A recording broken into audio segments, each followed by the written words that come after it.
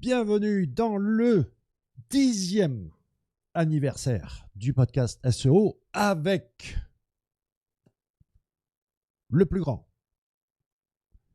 Parce que son surnom du professeur SEO n'est pas usurpé. Nous avons la chance en France d'avoir en speed dial un docteur S algorithme qui a eu une carrière extraordinaire hors du référencement. Et en plus, qui d'autre? Est-ce que vous en connaissez beaucoup, vous, des docteurs S algorithmes? J'en connais 2-3, mais pas plus. Et je ne sais pas pour vous, mais nous avons en plus la chance d'avoir quelqu'un qui propose, qui fait avancer le schmilblick du SEO en France et dans tous les internets. Donc, j'ai le plaisir d'accueillir mon tout premier invité d'il y a 10 ans et traditionnellement qui revient tous les ans pour le podcast anniversaire. Veuillez accueillir Monsieur Sylvain Perronnet. Le docteur Sylvain Perronnet.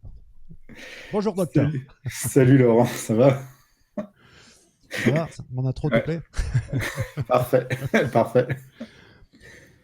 De ce dont on va parler aujourd'hui, c'est déjà faire l'état des lieux du Perronnet Gang, parce qu'il s'en est passé des choses quand on voit, ne serait-ce qu'en 12 mois par rapport quand tu m'as montré pour la première fois Babar. Donc on va faire un petit état des lieux de ce que vous faites, enfin toi et tout ton gang. Ensuite, on va quand même faire un petit état de lieu de cette histoire de sémantique SEO, hein, d'accord, pour pas dire coco sémantique. Et ensuite, on va parler de Google. Hein, il fait des misères au SEO? Pourquoi? Comment? Qu'est-ce qui se passe? Où on va? Est-ce que le SEO est mort? Etc., etc. Allons-y alors. Alors, on commence. Dis-moi ce qui se passe là. Donc, au niveau, commençons par Babar. Eh bien, allons-y. Alphabétiquement, ça vient avant Your-Text Guru. Tout à fait, même si maintenant les deux sont de plus en plus proches.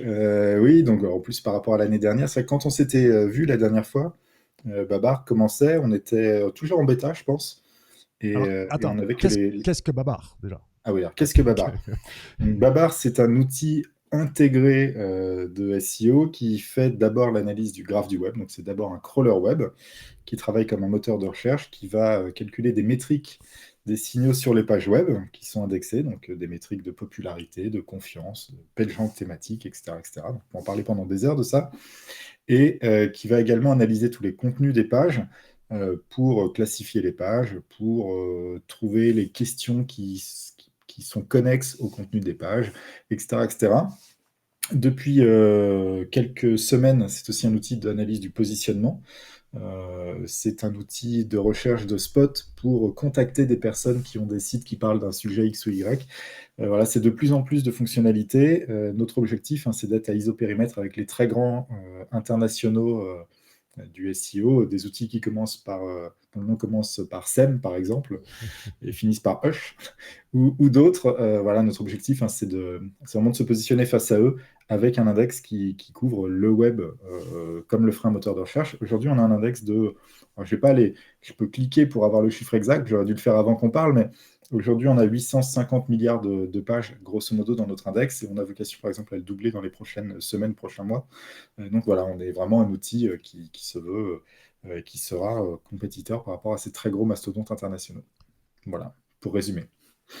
Quel est l'avantage de démarrer aujourd'hui par rapport justement à ces outils qui ont démarré il y a une dizaine d'années? Ouais, alors, c'est vraiment une super question parce qu'en fait, il n'y a que des avantages à le faire maintenant et c'est amusant, c'est que nous, on a démarré donc il y a maintenant 2 ans à peu près et on n'aurait pas fait un aussi bon outil si on avait démarré par exemple il y a 3 ou 4 ans. C'est ce qui est assez paradoxal. Grosso modo, ce qui fait qu'il y a un avantage à démarrer maintenant, bon, il y a un avantage d'abord algorithmique. L'algorithmie a beaucoup progressé dans les dernières années. Nous, il y a des idées qu'on avait eues dans l'équipe il y a très longtemps. Par exemple, le truc qui est star dans ma barre, c'est un truc qui s'appelle la force induite. on en reparlera, je pense, plus tard. J'ai retrouvé, j'avais commencé à en parler en 2015 de la force induite, même peut-être avant, même peut-être 2014 ou 2013. Aujourd'hui, on peut enfin le mettre en place. Et si on peut le mettre en place, c'est aussi parce que on a trouvé, grâce à l'équipe qu'on a aussi, une équipe qui est drivée par notre CTO, Guillaume Pitel, on a réussi à trouver comment utiliser les machines actuelles de manière vraiment, pas parfaite, mais de manière vraiment plus efficace que nos compétiteurs. Et ce qui fait qu'aujourd'hui, on a un avantage à commencer par rapport aux autres, c'est qu'on a vraiment une capacité à avoir un coût opérationnel plus faible et à faire finalement mieux avec moins. Et c'est ça qui est vraiment qui est fascinant, c'est qu'aujourd'hui, entre les algos et les machines, on a un vrai avantage compétitif que n'ont pas les autres. Et on n'a pas de dette technique puisqu'on vient de commencer. Mm. Donc pour nous, c'est vraiment un avantage, quoi. Bah, enfin, le meilleur, on en parlera tout à l'heure, mais le meilleur exemple de gens qui sont allés un petit peu trop tôt dans tout ce machin de machine learning, etc., ça commence par G. Ok. Oui, oui. Un moteur de recherche qui commence par G, et ben là, on voit bien quand notre ami Pragbakar Ragavan est arrivé il y a 2 ans, enfin, non, mars, oui, au début du confinement à peu près, Voilà, il y a 2 ans.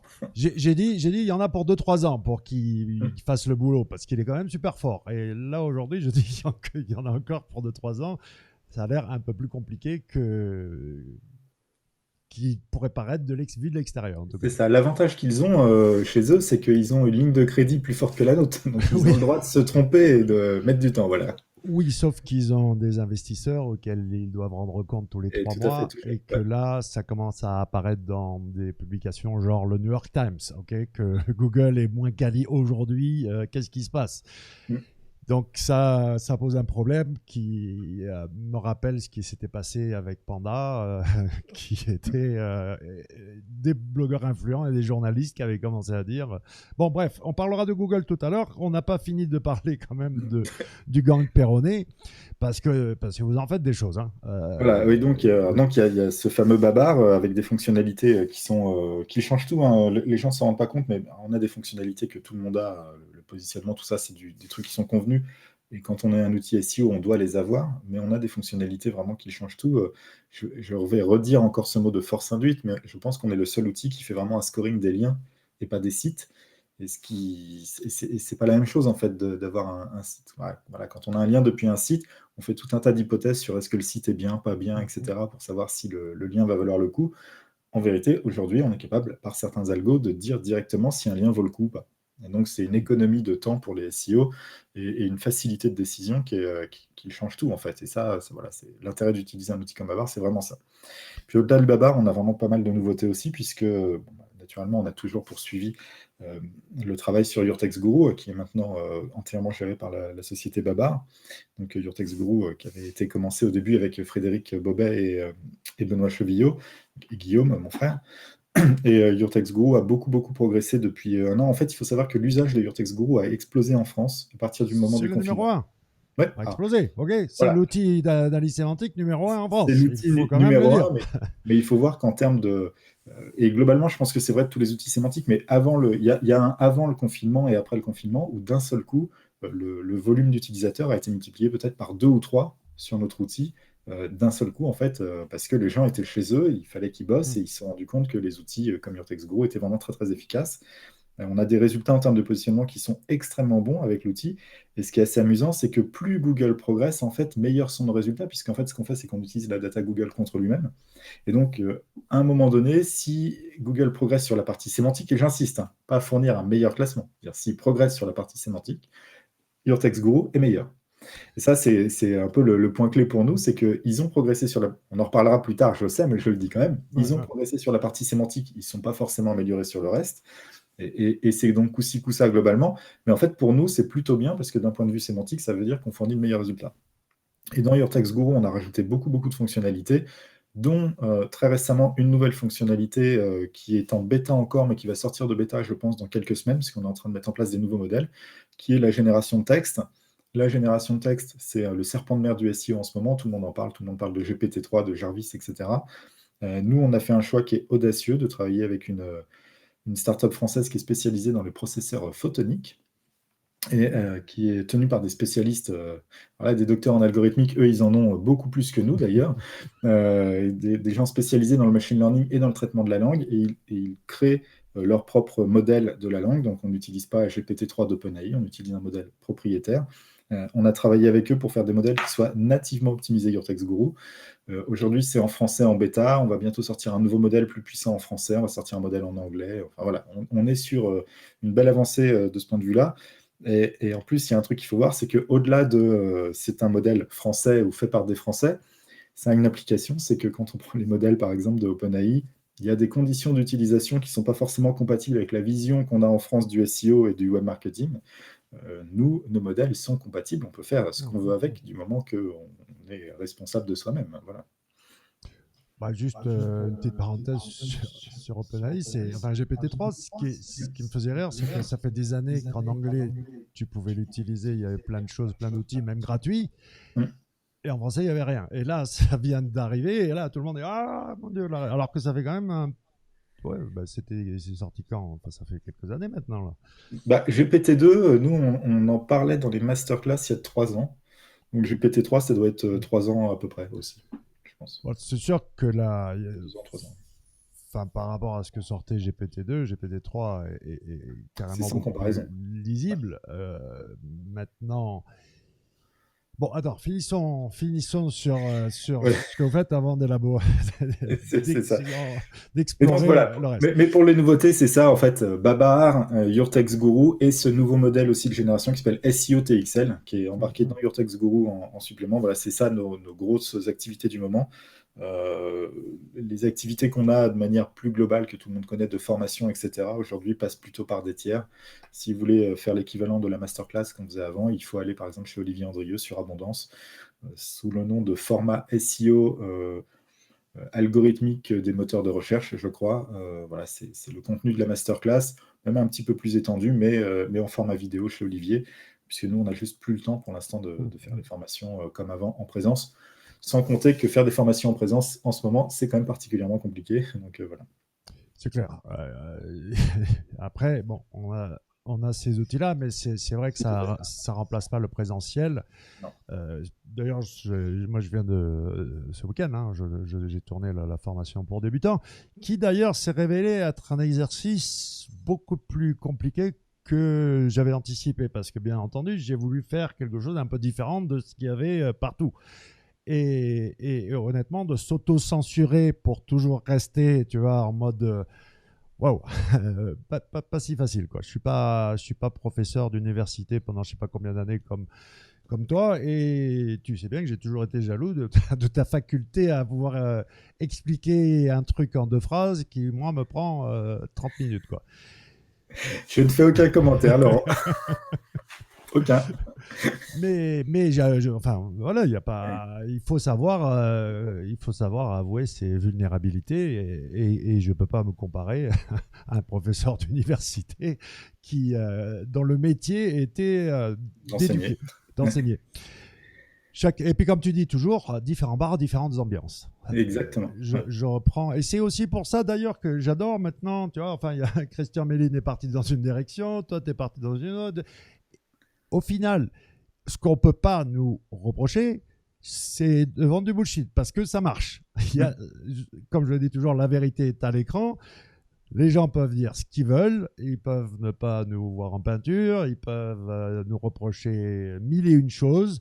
Par contre, ils ne peuvent pas nous reprocher de proposer des choses qui n'apportent pas de résultats. Moi, je suis plus sur d'essayer de remettre de l'humain, c'est-à-dire moi, je vois mon rôle comme étant, OK, vous devez d'abord comprendre comment ça fonctionne, savoir ce que vous voulez obtenir, et ensuite, voilà le panel d'outils, d'accord, et c'est là qu'il y a différents il y en a qui sont partis comme Pierre-Yves sur la sémantique pour ma grand-mère, d'accord, son outil, il a toujours dit, je veux que ce soit utilisable par ma grand-mère. C'est une approche. et quand j'ai vu Jérôme Rossignol à Toulouse qui m'a engueulé parce que je parle encore de Visiblis, ouais, mais tu sais ils ont une V2, ils ont une refonte. Et moi, j'en parle encore de Visiblis parce que j'utilise encore 2-3 trucs sur Visiblis, mais il me dit, mais arrête, non, mais, il faudrait qu'ils la sortent, Ah oui. leur nouvelle. Bon, enfin, quand je dis eux, puisque c'est SO Hackers, maintenant, Jérôme est avec le gang Paul Sanchez, qui Et est un voilà. autre, un autre gang du SO. Donc il y a le gang Perronnet, il y a le gang. Et le gang Perronnet, ben, euh, ce qui me plaît dans ton approche, c'est que moi je reproche à des outils, ceux qui commencent par M, par S ou ce que tu veux, ce que j'appelle les potions magiques des druides du SO. Ok. Peut-être peut-être qu'ils ont des doctorats, peut-être qu'ils ont des ingénieurs, peut-être qu'ils ont tout ce que tu veux, sauf qu'ils sont tellement opaques par rapport à, OK, domaine autorité, keyword difficulty, d'où tu sors ça, d'accord? Comment c'est? Moi, je veux un petit peu savoir ce qu'il y a En fait, c'est derrière là. d'autant plus étonnant que la théorie, c'est quand même, on bosse pour filouter Google. Donc, déjà, et quelque part, les algos de Google, ils sont connus, ils sont documentés, il y a les publications, il y a les brevets, etc. Donc, il n'y a pas de... l'opacité n'a aucun sens, en fait, de ce point de vue-là, puisque de toute façon, on travaille tous pour les mêmes algos, les mêmes choses. Et il y a en plus autre chose, quand on parle des keyword difficulty, nous, on va sortir bientôt un indice de visibilité, aussi un indice de difficulté des niches, etc. Il peut être totalement explicite. La seule difficulté de ces indices, c'est d'avoir la data pour les calculer, en fait. Mais en eux-mêmes, c'est rien du tout. Et donc, l'espèce de secret qu'on voudrait avoir en disant ah, on va pas dire c'est notre sauce, etc., n'a aucun sens, puisque à partir du moment où on a la data et où on est un des rares à l'avoir, en vérité, que l'indice soit connu, la méthode de calcul, c'est comme le PageRank. Hein. Tout le monde sait faire le PageRank depuis les années 90, enfin 98. Combien on fait un moteur de recherche aussi vite que Google? Bah, en fait, personne. Et donc, voilà, il n'y a pas de. Moi, là-dessus, je te suis. Il faut. Il y a beaucoup de choses qui sont, par exemple, très nébuleuses. Nous, on a beaucoup travaillé sur le positionnement ces dernières semaines. Quand on regarde les autres outils, on s'aperçoit qu'ils ont. Alors, les outils internationaux en particulier, disons le nom, hein, SEMrush, etc., ou même Systrix, quand on veut savoir un peu comment est constituée la base de mots-clés, c'est un sketch, c'est impossible de savoir. Je ne demande pas à ce que les mots-clés soient dévoilés à tout le monde, ça, c'est pas le problème. Mais en fait, on ne sait pas comment ces bases sont constituées réellement. Et en fait, il ne devrait pas y avoir de secret là-dessus, en réalité, puisque c'est pas une donnée. Chacun son truc. Moi, j'ai toujours parlé j'ai mis en avant des outils dont je connaissais les gens, dont je connaissais, ça va de Majestic à SEMrush à Your Taylor, etc. Je ne vais pas parler d'outils dont je ne peux pas, au moins avec mes maigres connaissances, d'accord, et c'est ça que je reproche simplement, c'est que, ouais, il y a. Moi, j'ai confiance en ta vision, tu vois, et par rapport même à d'autres Français, d'accord. Non, je te dis, non, eux, ils sont dans. Encore une fois, corrélation ne veut pas dire causalité, d'accord. Tu peux essayer de tirer des conclusions, faire des plans sur la comète. Pour moi, tu es un druide du SEO qui fait une espèce de potion magique en pleine lune, là. Et pour juste un instant, on va pas parler d'autres moteurs de recherche que Google, mais pas aussi bien que toi, mais je connais exactement aussi, d'accord, le système, le schéma, tout ce qu'il faut aller chercher sur GitHub. Je les ai, comme tu dis, construire un moteur de recherche aujourd'hui, euh, tout est sur GitHub et on connaît exactement. Après, le problème, il est quand même au niveau. C'est pas les algorithmes le problème. C'est comme Oui, tu disais en off, il y a soit les ingénieurs, soit les ah data oui. centers, quoi. Il y a une vraie problématique de ressources humaines et financières, hein, puisque c'est un peu les deux faces d'une même pièce. Et, ben, ouais, on avait la discussion off, mais voilà, le choix des machines, c'est plus ou moins structurant sur les coûts. On peut mettre moins d'argent sur les machines si on a des meilleurs ingénieurs, mais ça coûte plus cher. Enfin voilà, il y a une balance qu'il faut trouver. Et puis Puis faire un moteur, en fait, après, c'est aussi beaucoup le process d'essai-erreur qu'on peut raccourcir si on a beaucoup de data et qu'on ne peut pas raccourcir si on n'a pas beaucoup de data et tout. C'est un métier qui est difficile, mais qui n'est pas difficile parce que les algos sont magiques et nébuleux, mais qui est difficile parce qu'en fait, c'est comme de construire une voiture, hein. Toutes les pièces indépendamment ne sont pas forcément compliquées. Quand il faut les mettre dans le moteur, il ne suffit pas de les mettre tous dans le coffre du moteur et puis de secouer pour que ça fasse une voiture, quoi. Et donc, c'est là où est la difficulté. Ouais. On va en parler dans quelques minutes, mais il y a aussi cette problématique du gigantisme du web et de la croissance, Tout à fait. de la vitesse, et du fait que c'est, moi je dis plus de 90% de merde, et c'est pas de la merde quand je niveau MFA-SEO, d'accord? C'est vraiment du déchet, des trucs qui aucun intérêt pour un moteur. Le truc je t'ai raconté mon premier moteur de recherche. Je crois pas. Donc, MSN, avant Bing, chaque requête, il y avait un petit icône XML. D'accord? Donc, avec mon petit parseur XML, je dupliquais l'ancien Bing. D'accord? Mais sur mes petits mutualisés OVH, tu comprends bien que j'ai bien. Alors, et en plus, ça rankait, hein.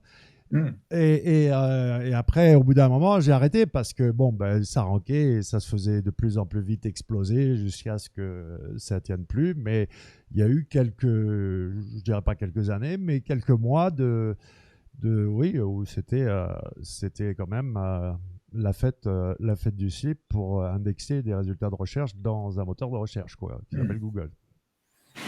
Ce qui est toujours le cas, hein. Les moteurs si on regarde la visibilité des moteurs de recherche, ils sont quand même bien présents dans Google. À tel point qu'on appelle ça, il y a même un nom maintenant, on dit spam dancing, mais bon, bref. L'approche avant d'aller sur le moteur, parlant justement de ce serpent-de-mer, parce que entre l'aide à la rédaction que proposait Your Text Guru et la rédaction automatique, surtout ce qui se passe aujourd'hui avec GPT-3 où les gens pensent avoir trouvé le Saint Graal et qu'ils n'ont plus besoin d'acheter des pages à 5 ou 15 euros et qu'il suffit d'un abonnement à un outil à 100 $ par mois pour remplacer ça. Quel est ton avis sur... Nous, ça fait quand même des mois qu'on travaille. On avait travaillé beaucoup sur le sujet avec Guillaume à l'époque pour faire des sites faiblement qualitatifs, on va dire, et puis voir ce que Google en pensait. C'était à l'époque de GPT-2, ça. Ça, c'était à l'époque de GPT-2, et en fait, on avait une version améliorée de GPT-2. On en a déjà longuement parlé, je crois, plusieurs fois, mais grosso modo, ça s'indexe très bien, ça fait du positionnement, ça fait pas beaucoup de revenus, enfin, c'est pas fou. Par contre, quand on raisonne du côté vraiment le process pour la rédaction, là, on est quand même sur quelque chose qui est vraiment très, très différent. Aujourd'hui, mon point de vue personnel, hein, c'est que dès qu'on est à l'état de l'art, donc c'est GPT-3 chez OpenAI avec toutes les directives pour que ça écrive, c'est en moindre mesure, mais le modèle Jurassic, dont je l'ai toujours oublié le nom, qui est fait par une boîte israélienne, je pense que nous, on commence à s'en rapprocher avec SEO TXL, en tout cas dans les prochains mois, on y sera. Il y a le moyen ou bien de faire du 100% automatique pour des textes extrêmement balisés. C'est grosso modo, on apprend à la machine. Voilà, c'est l'exemple typique, ça va bientôt être les élections en France, les résultats d'élections. Une fois qu'on a appris à la machine comment écrire 25 résultats d'élections dans 25 bleds, on lui demande de générer le 26e en lui disant voilà la ville, voilà les résultats. La machine peut le faire sans aucun problème. Ça fait des années que la presse le fait d'ailleurs.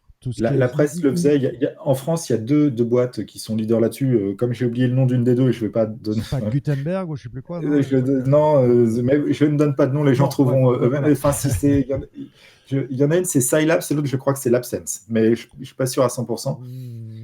Oui, c'est pas tout à fait à ça que je pensais. Moi, ça, c'est peut-être en France, mais chez les anglo-saxons, oui, en tout cas, ça fait des années que c'est micro-contenu avec des variables bien identifiées. Mais c'était fait de manière, on va dire, automatique, certes, mais avec quand même un travail humain pour goder le truc. Ouais. Aujourd'hui, voilà, GPT-3 et tous ces modèles à base de transformers arrivent à faire des choses comme ça toutes seules, sans aucun problème. Réécrire des textes, résumer des textes, ça aussi, c'est fait de manière vraiment très très bonne, sauf quand on est vraiment sur des niches très difficiles. Par contre, rédiger de zéro un bon texte qui est vraiment un sens de bout en bout, certains disent que c'est faisable, moi je n'y crois pas. Par hasard, on peut en faire un, mais quand on voit des magnifiques textes qui ont été rédigés, bah déjà on se rend compte que ces textes soi-disant magnifiques, souvent l'être humain se dit ah quand même tel endroit c'est bizarre, tel endroit c'est bizarre. Donc, déjà, on n'est pas dupe. Mais surtout, en vérité, ils ont été faits en interaction. Et si on raisonne en interaction, on peut faire des textes magnifiques. Mais c'est de l'écriture en interaction. Et grosso modo, ça revient au même que de dire, voilà, j'ai quelqu'un à côté de moi qui sait écrire, et je lui dis, parle-moi de tel truc. Le mec me fait une phrase. Si la phrase me plaît, je la garde. Si elle ne me plaît pas, je lui dis, refais-la. Et je fais ça en interaction, je dis, change la fin, change le début, mets plutôt ce mot-là. Et quand on fait ça, bien sûr, on peut écrire plus vite un très beau texte, sans aucun souci. Et pour moi, on en est là. Je dis, aujourd'hui, si on est sur du texte plutôt informationnel, qu'on veut plutôt quali, ça se fait bien en interaction avec la machine. Et c'est une économie de temps, il ne faut pas se mentir. On peut rédiger peut-être 2 fois ou 3 fois plus vite. Dans le modèle économique du web, où actuellement on fait du contenu au kilomètre, qui est un petit peu de la soupe, il y a un sens, on peut gagner beaucoup d'argent en faisant ça, mais on n'est pas sur la machine qui répond toute seule. Et d'ailleurs, si c'était le cas, en fait, il y aurait des chatbots partout qui interagiraient avec des êtres humains, et on les attend encore. Tu l'as dit très très vite, parce que tu as dit plus ou moins concurrentiel, et je crois que la clé, elle est là. Mm. Pour ceux qui veulent cibler ce qu'on appelle communément la longue traîne, qui est pour moi une stratégie de loser, parce que je Moi, je dis suis pas pas que d'accord avec ça, mais bon, on peut en discuter pendant des heures. Ça. non, non, c'est-à-dire que c'est les agences, tu sais, qui Ah disent, oui, OK, on va cibler la longue traîne et ça équivaut aux gros ah ouais. mots-clés. Je dis Ah, non. ça c'est non. Ouais, Voilà, ouais. il faut cibler les gros mots-clés, c'est quand même les gros mots-clés, d'accord. Là, d'avoir une stratégie uniquement basée sur la longue traîne, tu peux grappiller un petit peu, mais on voit bien quand même, OK, les gros mots-clés, c'est là où il y Ah a oui, c'est là où où il il y y a a le la vrai. caillasse, quoi. Mm. Donc, tous les Google ne sont pas égaux. Déjà, au niveau des pays, toutes les requêtes ou les thématiques ne sont pas égales. Il y a les filtres. C'est ça la difficulté, c'est que l'index n'est pas un truc plat et uniforme. Ça, selon les langues, et même, c'est quoi l'espagnol, c'est la langue officielle dans 25 ou plus pays. Le français, même encore plus, je crois, etc.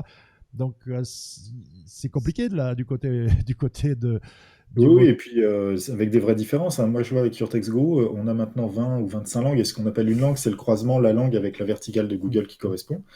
Et par exemple, pour l'espagnol, nous, on est en France, pour nous, l'espagnol, c'est l'Espagne. Mais la réalité, c'est que la première langue espagnole qu'on nous a demandé, c'est le Mexique. Par exemple.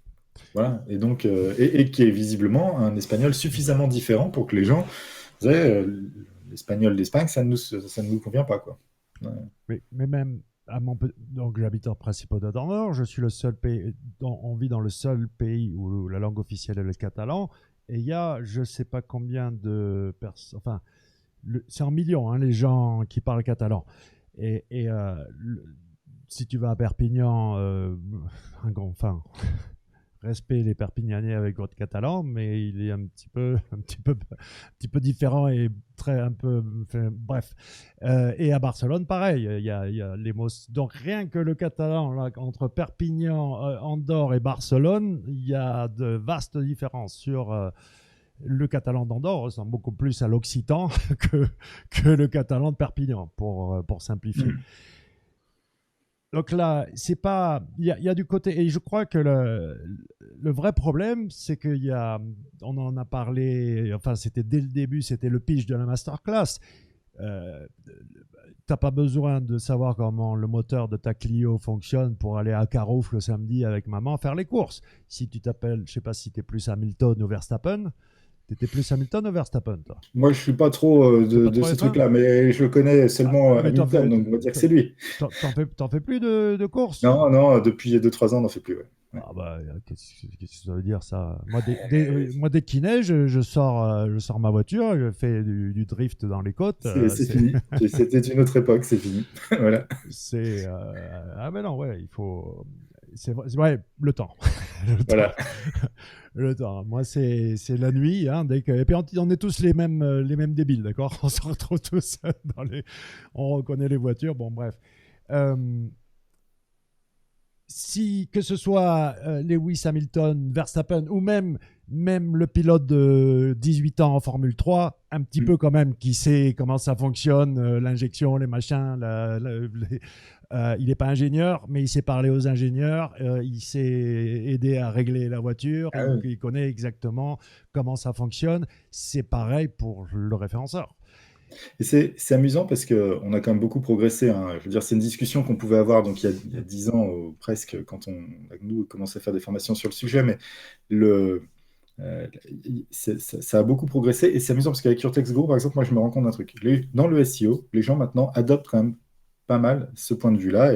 Et on commence à avoir beaucoup de gens qui ont de très, très bonnes connaissances sur l'algorithmie des moteurs de recherche dans les SEO. Your Text Guru, c'est beaucoup utilisé par des rédacteurs aussi. Et chez les rédacteurs, qui sont souvent des rédactrices en l'occurrence d'ailleurs, on n'a pas encore cette maturité technique. Et on revient au discours qu'on avait au tout début de la masterclass, par exemple, sur le fait que ce que l'algorithme fabrique, c'est pas par hasard en fait. C'est pas l'algorithme qui se trompe, c'est l'être humain qui ne voit pas autant que ce que voient les algorithmes, etc. Et donc on revient un peu sur le même discours avec un autre public, c'est assez amusant. Mais effectivement, il y a beaucoup de gens qui. Donc maintenant, pour Your Text Guru, plus chez les rédacteurs que chez les SEO, qui ne comprend pas tous les algos, mais chez les SEO, hein, on a des SEO qui découvrent aujourd'hui une grande partie des algos, notamment les algos de sémantique pour le netlinking. Les gens ont tous compris qu'il fallait que les liens soient thématisés. Le nombre de personnes qui sait vraiment pourquoi, c'est assez faible au final. Voilà. Pareil pour Rank for Win. Moi, le public n'est pas SEO et encore moins français. Enfin, je vise plus l'international et beaucoup plus, effectivement, que ce soit les agences ou les éditeurs, etc., pour des gens qui ont besoin d'assistanat très précis à la rédaction. Le niveau, alors ça, c'est pas moi qui le dis, hein, d'accord? C'est des gens qui connaissent tous les SEO individuellement de France, qui ont une vision, je peux pas dire qui, ok, bien sûr, mais qui me disent quand même que globalement, le niveau est très très faible, sauf que moi je dis que en France, on est peut-être les plus avancés du point de vue de quoi et comment donner à manger à Google, pour parler poliment, plutôt que filouter Google, et surtout que, à mon humble avis, que ce soit Your Text Guru, Babar ou largement en avance sur ce que la réalité de ce que Google peut bouffer, quoi. Ça, faut être clair. La France, par rapport à la taille du pays et de la communauté des SEO en France, disons, je sais pas, nous, on fait toujours tout un tas de projections pour savoir combien il y a de SEO en France qui pourraient acheter des outils, parce que c'est évidemment notre marché. Donc, mais si on part du principe qu'il y a 10, 20 000 personnes, par exemple, je dis ça, c'est un peu au pif, hein, ce que je suis en train de dire. C'est pas si. Oui, je le dis au plus pif, vers mais 20, sans le dire totalement au pif, voilà. Mais par rapport à cette taille de marché, on a un marché qui est très très riche en France. Sur la sémantique, il faut se rendre compte d'un truc. Les outils sémantiques, alors, moi je ne suis pas de ceux qui disent que c'est une invention forcément française, etc. Mais en tout cas, en France, il y a eu un vrai mouvement de création d'outils sémantiques assez tôt. Il y a beaucoup d'outils qui sont sortis, et encore maintenant, comparativement aux autres pays, il y a plus d'outils sémantiques en France que dans les autres pays, et d'ailleurs, ils s'exportent ailleurs, parce qu'en fait, les autres pays n'ont pas forcément les outils qui conviennent, ou alors c'est vraiment extrêmement embryonnaire, hein. SEMrush fait de la sémantique, par exemple, c'est pas, voilà, c'est des trucs plutôt basiques, non pas que, ça veut pas dire qu'il faut pas en faire, hein, mais bon, c'est pas le même niveau de maturité technique. En France, les outils qui ont été faits quand on a tous commencé, hein, donc c'était après les années 2010, voilà, Visiblis, les métamos, mais Christian appelait probablement pas 2012, ça comme ça à l'époque. C'était 2013 la masterclass à Bordeaux. À l'époque, il y a eu un point .fr, après il y a eu nous. C'est amusant parce que nous, on a sorti nos outils un peu plus tard, finalement. Voilà. Mais c'est. Oui, tu étais à fond dans la formation, tu ne pouvais pas tout faire à la fois. Je ne pouvais pas tout faire, exactement. Ouais. Et puis, tu étais aussi. Enfin, bref, tu faisais d'autres choses. Voilà. Mais en tout cas, oui, il y a une vraie singularité en France sur les outils sémantiques d'abord, et plus globalement sur les outils. Mais il ne faut pas oublier un truc, c'est qu'en France, le profil du SEO moyen, même si certains trouveront toujours qu'il n'est pas assez technique, les SEO françaises sont plus techniques que les SEO d'autres pays. Les anglo-saxons ne font plus, surtout aux États-Unis, ne font plus du SEO pur depuis plus de 6-7 ans. C'est-à-dire qu'eux, c'est SEA plus content marketing avec une strat SEO de base, d'accord. Il y a l'opti avec leur LSI keywords, etc., etc. Mais ça casse pas trois pattes à un canard. Et surtout quand, je te dis, ouais, on va faire un petit peu quand même pour remettre les choses en place. Quand j'ai commencé à imaginer cette histoire de Coco Sémantique. Qu'est-ce que j'avais à disposition comme outil? Un outil qui avait été développé par Bernard Weber, donc était pas de mangeur de cigognes. Lui, il est arrivé avec Sorcier Glouton, si je me rappelle bien, donc quand même un des vieux de la vieille du SEO. Je crois qu'il vit toujours en Pologne d'ailleurs. Et ça s'appelait Textualizer.net. En plus, il l'a vendu pour une bouchée de pain. C'était le seul outil que j'avais. Rien que j'étais en colère parce que merde, j'aurais bien repris et je l'aurais laissé en état juste pour l'histoire, tu vois, dire voilà ce qu'on avait, Gunning Folk Index, nombre d'occurrences, densité lexicale. C'était pas grand chose qu'on avait, hein. C'était à peu près le seul. Et puis sinon ça bossait sur la densité de mots-clés. Et qu'on essaye de nous contredire là-dessus, historiquement, je veux dire, c'est impossible c'est pas du bullshit, je veux dire, avant nous, c'était la densité de mots-clés, point barre, quoi. Non, c'est vrai, ça. C'est amusant parce que même encore maintenant, hein, moi, je pense très sincèrement que plus il y a d'outils, mieux c'est pour le marché, parce qu'on est sur un marché qui peut encore croître. En France, les outils sont nombreux, mais en fait, ils ne sont pas encore assez utilisés. Donc, plus il y a d'outils, plus il y a de chances qu'ils soient utilisés. Par contre, ce qui est amusant, c'est que les gens ne perçoivent pas la différence, par exemple, technique entre les outils. Là, tu vois, tu viens de parler de densité, etc. Donc, les gens ont compris qu'à un moment donné, il y a eu une nouvelle génération d'outils, mais il n'y a pas de perception des différences. Et d'ailleurs, parfois, des différences qui sont vraiment choisies, hein. Moi, je discute souvent avec Christian Méline, de Métamo, où je trouve qu'il a fait un très beau travail, comme nous avons fait un très beau travail. Voilà. Et on a des visions différentes, par exemple, de ce qu'on doit proposer. Et ça, c'est assez amusant parce que il n'y a pas un outil forcément qui est meilleur que l'autre. Ouais. C'est deux visions différentes de la sémantique et de comment s'en servir. Il y a d'autres outils comme ça. Moi, c'est un outil que j'ai jamais utilisé, donc j'en parle sans savoir. Donc voilà, mais Inlinks qui est fait par, j'ai toujours oublié son nom, c'est Frédéric, mais je sais plus. Je crois que c'est Frédéric, mais je suis pas sûr. Et il y a Dixon aussi, je crois, qui est dans l'affaire. Inlinks, ouais. Et donc, c'est un outil qui fait le choix de dire que les entités nommées, c'est plus important que le reste. On est d'accord, on n'est pas d'accord d'un point de vue sémantique, mais c'est une vision aussi. C'est deux salles, deux ambiances, comme on dit. Et donc, voilà. Et il y a toutes sortes de visions voilà. Mais il y a des différences entre ces outils, il faut les comprendre. Et quand un SEO choisit un outil, il devrait savoir pourquoi il le fait. Moi, je vois beaucoup de questions sur Twitter de gens qui disent est-ce que j'utilise l'outil X ou Y? C'est amusant parce que quand on pose la question, c'est que des fois, ça veut dire qu'on n'a pas forcément conscience des différences entre les outils. Et ça, c'est dommage. Alors, oui, mais sauf que même encore une fois, sans être ingénieur, sans être même et sans vous parler tous les jours, etc. Ça fait aussi un petit peu longtemps que je fais ça, donc j'arrive à comprendre quand même, ok, ou par Christian Méline, ou par Sylvain Perronnet, toi tu es beaucoup plus respectueux de comment ça marche, sur la base, les vecteurs, les machins, tout ça, les entités. Effectivement, Inlinks, il faut savoir qu'il vient, lui, du web sémantique, pas du sémantique SEO, du tagage sémantique. Donc, c'est une autre vision encore. Et Christian Méline, c'est Christian. Donc, je peux dire, là tout est permis. Mais les résultats sont là. Ça, c'est à la limite, je ne dirais pas que tous les chemins mènent à Rome, mais c'est ça qui était fabuleux. Il y a eu un espèce d'élan et il y en a qui sont... Il y a quand même, il y a ceux qui font, il y a des Christian Méline, il y a des Sylvain Perronnet, il y a une poignée de gens qui sont les leaders et les autres qui font plus ou moins du copier-coller, mais pour quand même avertir les gens, surtout vis-à-vis de ces fameux outils publics, en serre de public, etc. En 2013, Jérôme Rossignol, il avait dû trouver un corpus qui était autre chose que la littérature française du XVIIIe siècle. C'était une université autrichienne de Vorsatz ou je ne sais pas quoi, d'accord ? C'était le seul truc improbable sur lequel tu pouvais bosser. Sinon, qu'est-ce que c'était ? Avant ça, c'était Google Suggest et AdWords. Point barre.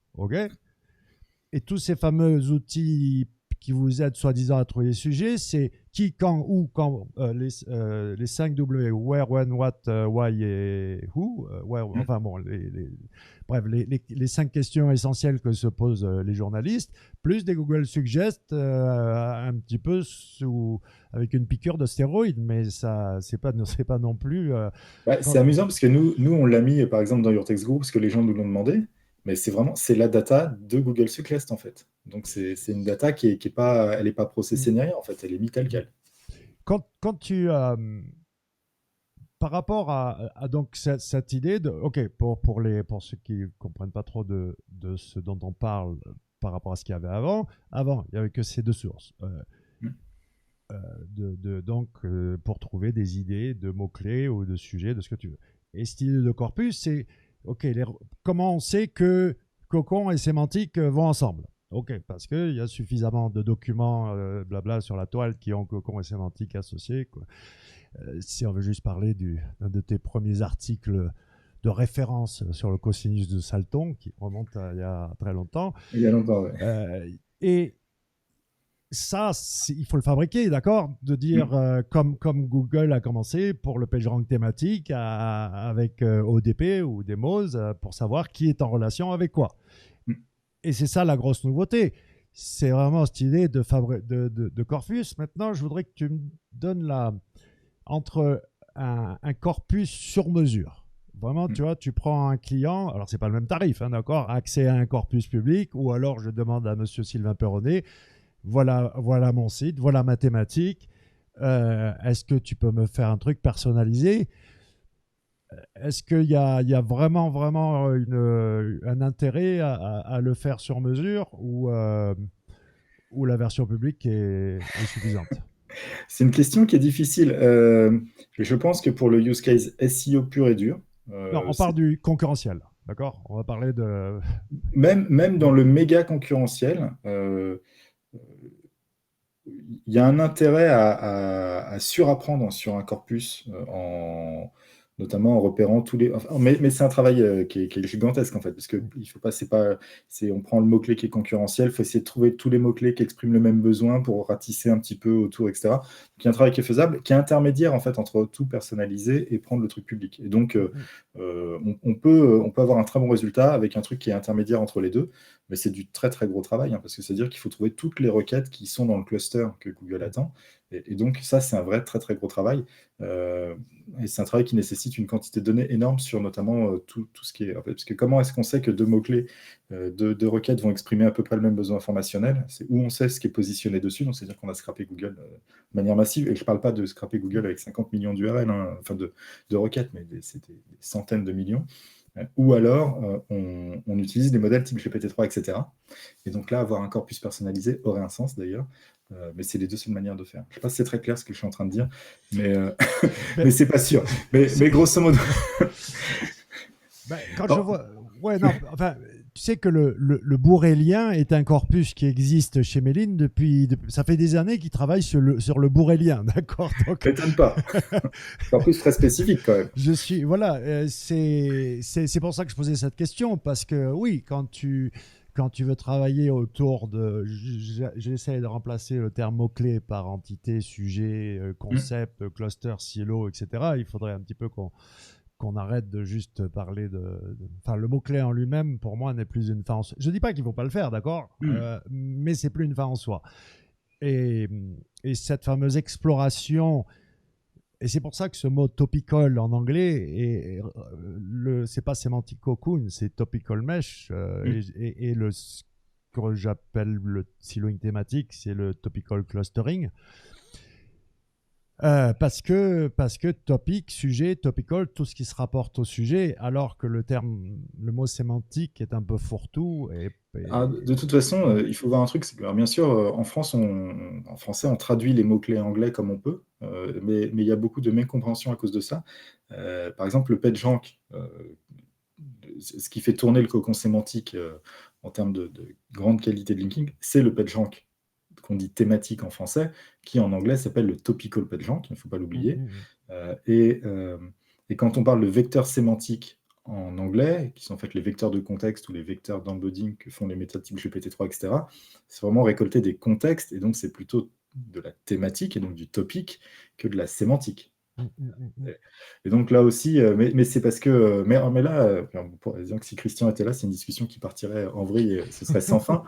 Mais C'est sur pour la ça que je ne notion le prends pas. Je vous prends l'un après l'autre. ce qui est la notion de la sémantique, de comment chacun la définit, etc. Pour un moteur de recherche comme Google, la sémantique en anglais, ça va être un ensemble de textes qui parlent de la même chose, qui parlent d'un sujet qu'un être humain comprendra comme étant connexes les uns aux autres. Et donc, c'est statistiquement un ensemble de données, quoi. Et donc, c'est ce qu'on appelle, en tant qu'être humain, une thématique, en fait. Tout à fait. Voilà. Tout à fait. La chose, ce qui se passe là, c'est que, OK, pour l'instant, et c'est comme l'évolution du référencement globalement, pourquoi bosser proprement alors que ça marche en faisant le quart de la moitié n'importe quoi, OK? Donc, même Your Tech Guru, à ses tout débuts, quand il y avait plein de ce que j'appelle les what the fuck, ou vous appelez des faux négatifs ou faux positifs en termes ingénieurs, ben ça apportait déjà d'énormes résultats parce qu'encore une fois, d'où on venait, ok, densité de mots-clés. Et que, comme tu l'as dit rapidement, Google a avancé dans son analyse, j'évite d'utiliser le mot compréhension ou comprendre pour un moteur de recherche. Et si je me souviens, tu m'as dit qu'il passait genre 220 millisecondes sur l'analyse sémantique. Oui, c'est un truc, alors le chiffre est non contractuel, bien sûr, Ouais. mais le temps qu'on va allouer, c'est quelques centaines de millisecondes maximum, en fait, pour comprendre le truc. Et d'ailleurs, là, on va peut-être dévier un peu vers les problèmes d'indexation. Une des pistes sur les raisons pour lesquelles les contenus peuvent mal s'indexer, quand est-ce que dans une chaîne de traitement énorme, comme celle de Google, qui est en fait un énorme pipeline où les pages rentrent et sortent aussi vite qu'elles sont rentrées, en fait, hein. Google n'a pas le temps de passer du temps sur chaque page. Ce qui crée des problèmes, c'est quand on décide, en tant que moteur, de dire cette page-là, j'ai pas eu le temps de la traiter comme il fallait, ça m'a pris plus de 250 millisecondes, donc je la mets de côté pour la traiter plus tard. Et ça, quand on rentre là-dedans, on crée une file d'attente, puis un jour on traitera peut-être. C'était la même chose pour le rendu JavaScript au début, hein, si les gens se souviennent. Et donc on a un problème où il y a des pages qui vont mettre du temps à s'indexer, au sens, elles vont mettre du temps à apparaître dans l'index primaire, mais elles existent dans le moteur par contre, parce que le moteur les connaît, sauf qu'il n'a pas fini leur analyse. Eh bien, ces pages-là, elles sont retardées, et c'est parce que l'algo qui crée l'empreinte sémantique, en fait, n'a pas réussi à finir son job. Et ça, c'est un truc que je voudrais dire, c'est que les méthodes modernes, quand on parle de BERT, etc., il y a un vrai problème de prédictibilité du temps que BERT va passer sur une page. Quand on faisait de l'analyse sémantique à la papa il y a 20 ans, ou il y a 15 ans, on faisait TF, IDF ou BM25, enfin les trucs vraiment de base, qui sont des variantes de la densité des mots-clés, hein, grosso modo. Mais en fait, on savait dire combien on allait passer de temps, parce que le temps ne dépendait que du nombre de mots qu'on allait rencontrer. Dans les méthodes modernes, en fait, c'est pas du tout comme ça, parce que le temps qu'on va passer dépend plus du contexte probable d'un mot. C'est-à-dire, si un mot est très présent dans la langue et relié à beaucoup d'autres mots, en fait, on met plus de temps à le traiter que s'il est relié à très peu de mots. Et donc, on ne sait pas, quand un texte arrive, on ne sait pas dire combien de temps on va passer à le traiter. Et donc, si on met trop de temps par rapport à ce qu'on s'est alloué, la seule chose qu'on peut faire, c'est le mettre de côté pour le traiter plus tard. Et donc ça, c'est une des pistes, hein, pour lesquelles il peut y avoir, c'est ce qu'on appelle des phénomènes de dégradation lente, et ça peut être un très très gros problème pour la sémantique. Et c'est pour ça que les résultats aussi sont peut-être moins bons dans Google. C'est-à-dire qu'au bout d'un moment, une solution, hein, pour pallier ce problème, un des trucs qu'on peut faire, c'est de dire je choisis de ne comprendre que la moitié du texte. Typiquement, ce genre de choses.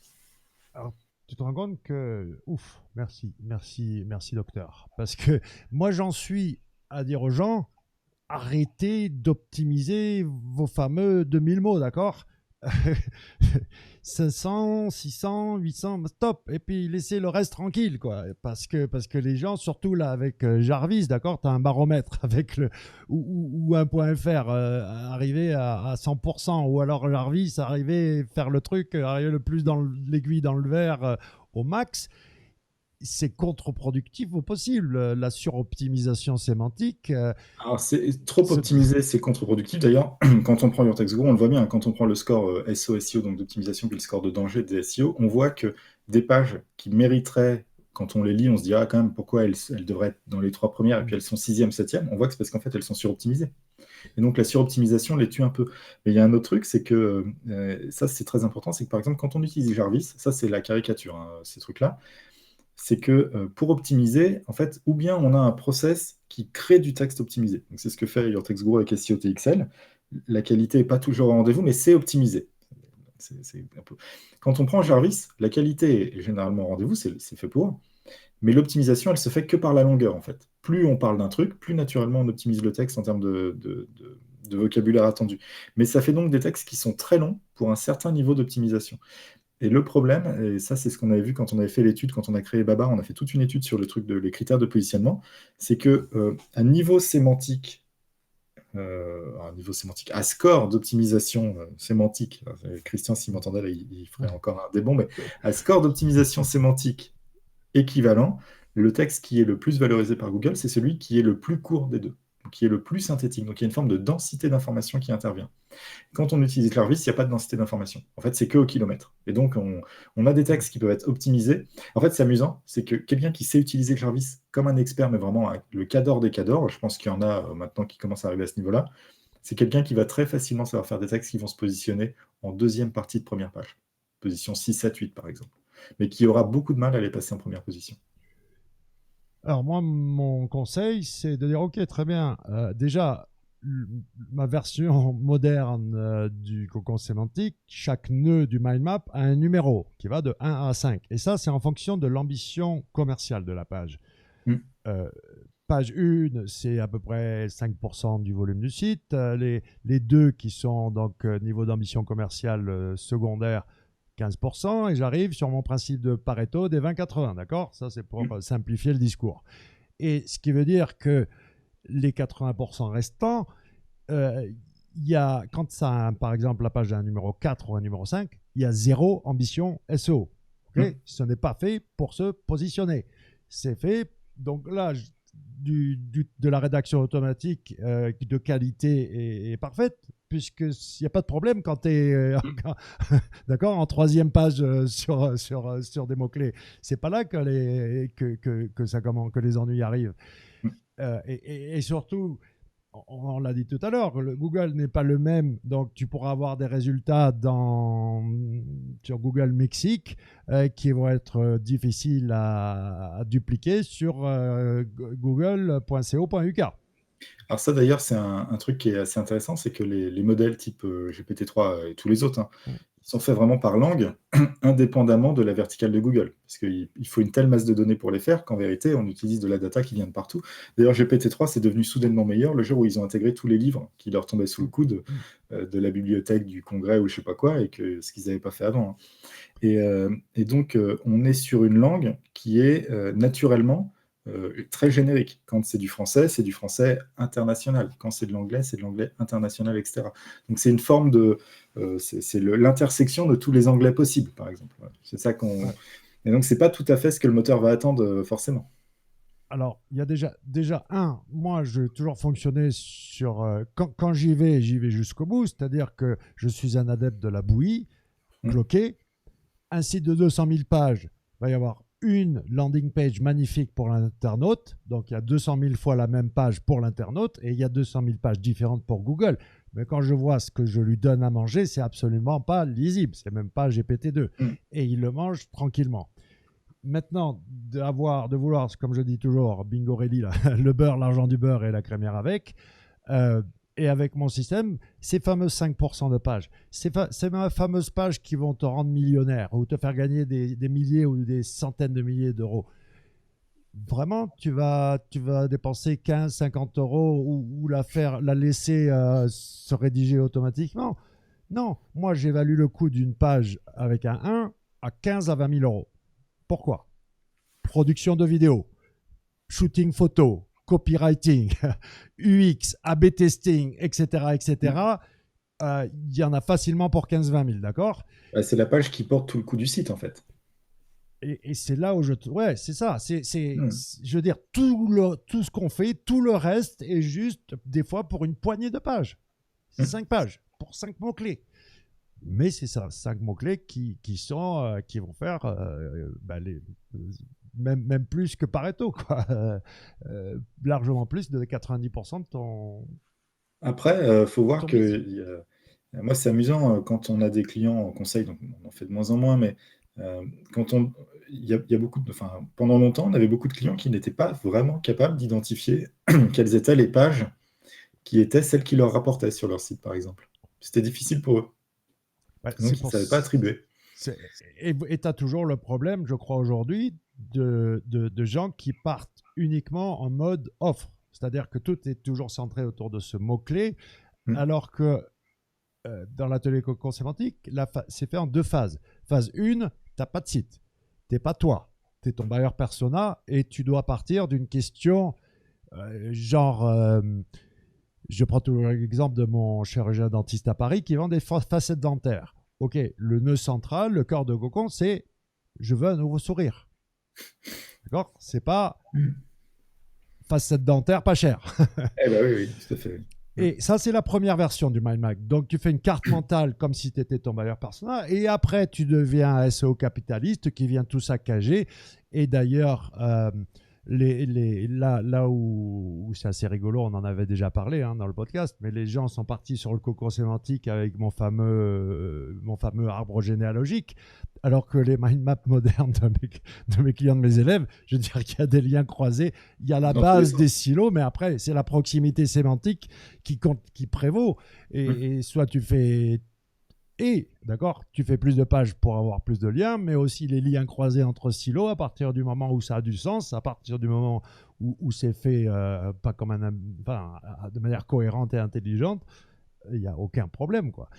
Aucun problème. Il n'y a pas besoin d'avoir... C'est plutôt quand ce que j'appelle le signal faible, c'est-à-dire quand tu as du contenu qui est similaire ou carrément identique à ceux qui sont devant toi, genre petites annonces... fiches produits ou lead, etc. Là, oui, mes clients qui font du siloing extrême ont un avantage décisif par rapport aux autres qui ont des structures aberrantes. Mais mis à part ça, quand on commence à bosser sur l'informationnel, qui à mon avis, l'informationnel et le transactionnel doivent aller ensemble. Les gens ont besoin d'avis, les gens ont besoin de conseils. Bien sûr. Ils ont besoin d'autre chose que juste la fiche produit. Je ne dis pas que la fiche produit n'a pas le droit d'exister, mais le modèle de la fiche produit que tu veux faire passer pour du Wikipédia, il ne faut pas prendre Google pour un con.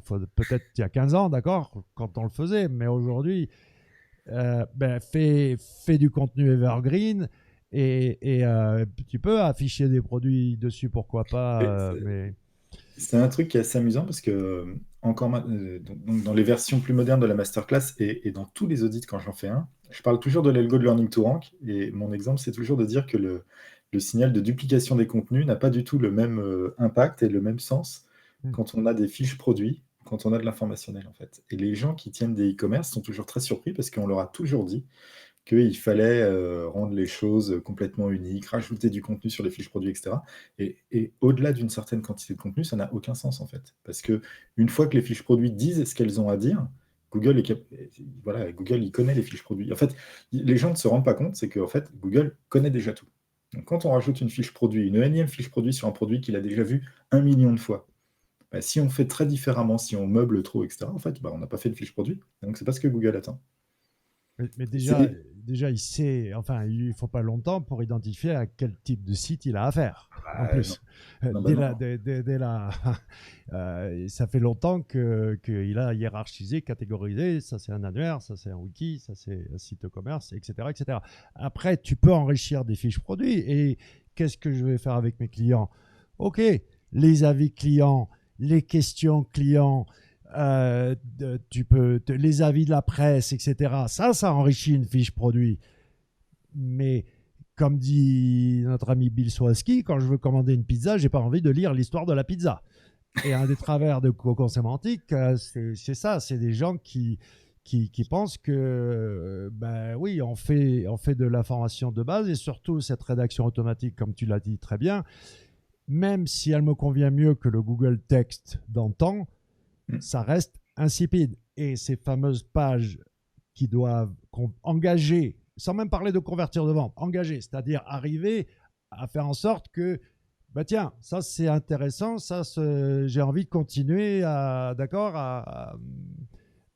discuter avec toi dans le terme du tunnel de l'information où tu as identification du besoin, recherche d'information, comparaison, évaluation et ensuite achat à la fin.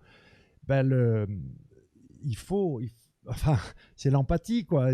Tu peux pas parler pareil à une grand-mère de 85 ans et Ouais. un Jones de 17 ans, quoi. Par contre, tu vois, dans l'exemple de la pizza, faut pas oublier un truc, c'est que la page sur l'histoire de la pizza, elle sert à rien pour vendre la pizza. Par contre, elle aura des liens facilement, et donc dans la logique de Cocon Sémantique, pour transférer de la popularité, elle a un sens. Alors, ça c'était avant, quand les gens te faisaient des liens, d'accord. Ça, c'était avant. Aujourd'hui, ça n'existe Mais plus, on, les gens qui te mais font on des peut liens. toujours avoir des liens quand même. Oui, tu peux toujours avoir des liens quand même, mais de faire du contenu et attendre que les liens arrivent, Ça n'arrive pas. il Ou faut, ça peut. oui, mais c'est improbable. Même si tu les achètes pas, il faut créer un scénario, Ah oui, bien d'accord. sûr. Ça s'appelle de l'outreach, ça s'appelle, enfin, Ouais. il faut inciter Ouais. à faire parce que oui, tu donnes de la valeur ajoutée, les gens sont en dette et ils sont prêts à engager, engager. Mais moi, ce que je reproche à l'attitude moderne, c'est que il y a juste, c'est ce que je dis, achète ou casse-toi. Tu vois, Mm. il n'y a pas d'alternative. Alors que on peut quand même avoir une approche où d'abord il y a des objectifs d'engagement. Quel est le premier objectif que j'aimerais avoir? Moi, c'est par exemple récolter un email. Mm. Ça pourrait être un premier objectif de conversion qui va être, je dirais pas, déjà c'est plus facile, ok, d'obtenir un email que de vendre un truc.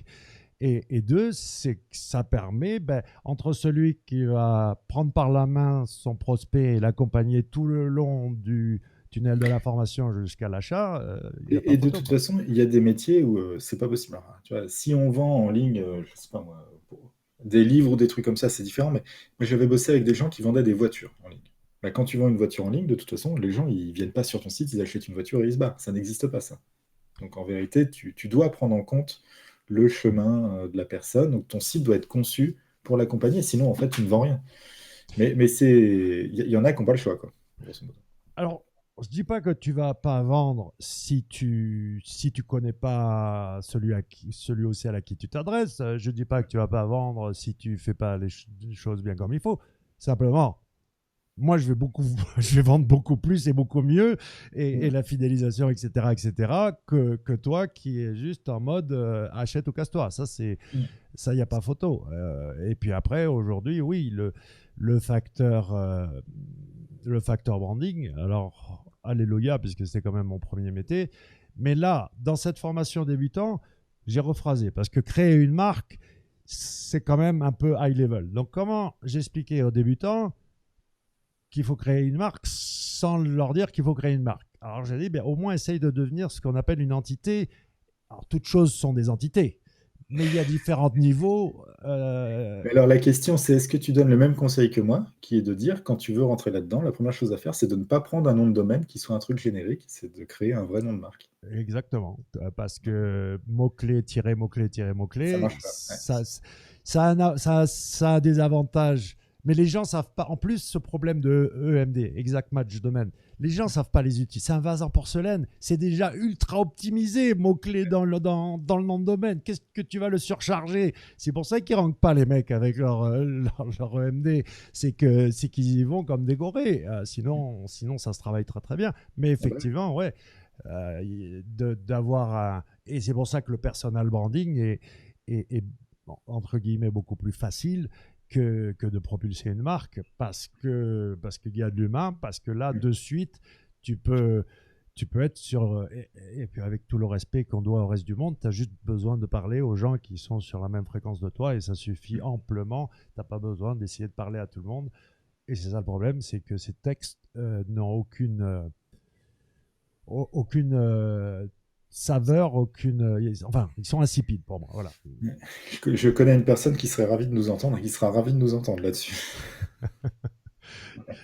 Je pense que, ouais, mais enfin, prendre les choses un petit peu au sérieux aujourd'hui, quand on voit les moyens qu'il faut. Alors, ce week-end, bon, on parlait donc de quelques mots-clés, et je leur dis, tiens, ok, je me rappelle plus quel était le mot-clé, si chaussures Rome ou un truc comme ça. Je dis, ok, tu veux, en action SEO, là, tu en as pour 300 000.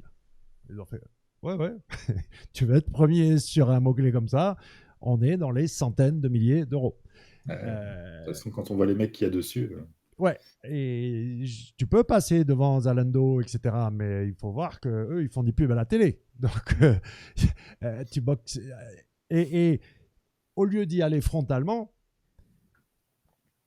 même Google, avec son histoire de maintenant, l'espace immobilier se rétrécit de plus en plus, parce que c'est un moteur de réponse.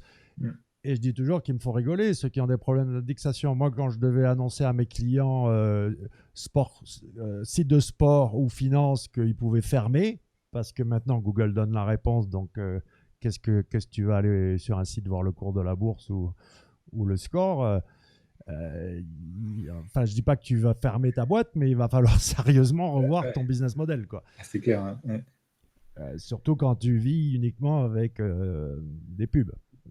C'était déjà difficile avant, mais en plus, quand Google donne la réponse, donc c'était quand même beaucoup plus compliqué d'annoncer à son client ce genre de choses qu'aujourd'hui avoir des problèmes d'indexation. Mais même l'espace immobilier, puisqu'on est encore sur des théories qui sont de positionner du texte sur Google version ordinateur. Or, le concept de la première page, sur ordinateur, tu t'en sors encore, si tu es allez, 3e, 4e, ce que tu veux, mais sur mobile, il n'y a plus trop d'espace. Là. Le plateau de Monopoly, il est format voyage, quoi. Nous, on le voit parce que même sur desktop, hein, là, quand on a mis en place le positionnement dans Babar, donc nous, on renvoie l'information quand on fait un export, la position au sens SEO du terme, et le rang au sens immobilier, donc sur l'immobilier de la SERP, quoi. Et on s'aperçoit que sur certains sujets, en vérité, les premiers résultats organiques, ils sont au bout du monde. Et le nombre de trucs qui est montré par Google, c'est rien du tout, en fait. Alors justement, on y vient. Google est cassé. Moi, j'en ai un peu marre que les gens disent Google est cassé. C'est pas Google est cassé. C'est que... Oh, alors, il va s'étouffer en direct. On va assister à la mort de Sylvain Perronnet en live.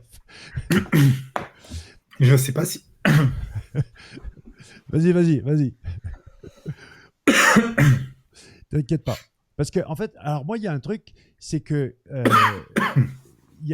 alors, c'est faux parce que j'ai des origines chinoises. Et maintenant, le riz basmati forme une espèce de boule qui fait que je ne peux plus... je suis obligé d'aller la vomir. Sinon, je m'étouffe, quoi. Donc, je me suis étouffé. Et j'ai plus de voix. Voilà. Mais effectivement, on peut, si ça arrive de pouvoir s'étouffer, et surtout, c'est quand même fou que avec mes origines asiatiques, le riz, et c'est que le riz basmati, je ne sais pas pourquoi, le riz basmati fait une espèce de boule là. Si je ne fais pas attention de le manger pas grain par grain, mais tu vois ce que je veux dire, quoi. Il faut que je fasse gaffe. Alors, c'est habilement meublé, mais je peux toujours pas parler. Mais je vais continuer à ta place. Pour juste dire que... parce qu'en fait, je peux faire un podcast tout seul. Il n'y a aucun problème. Mais ce qui m'emmerde dans ce discours de Google, il est cassé, j'arrive pas à indexer mes URL, c'est de dire, OK, moi j'ai confiance en Prag Bakar Ragavan. Ça fait très longtemps que je le suis. J'ai lu, il a 30 ans d'expérience dans le search. Il a bossé pour Yahoo. C'est lui qui a fait G Suite et G Suite parce que Prag Bakar est passé par là. Le cloud de Google, c'est lui qui l'a fait, qui est quand même numéro 2 aujourd'hui derrière Amazon. Le gars, en plus, son spirit... je ne me rappelle plus l'informaticien qui l'a formé, ça commence par un K, Kopf ou je ne sais plus quoi, dont le leitmotiv c'est l'élégance dans la simplicité, du point de vue informatique. Et comme toi, tu disais toujours, Amit Singhal, c'est le thésard du docteur Salton, donc ok, l'inspiration, elle est quand même là. Et bien là, c'était pareil pour Prag Bakar, quoi. Il est là en charge de... C'est quand même le boss de Google Ads, Google Search, Google Maps, Google Voice, enfin tout, quoi. Toutes les plus grosses propriétés Google, c'est lui qui est à la tête et qui doit tout intégrer.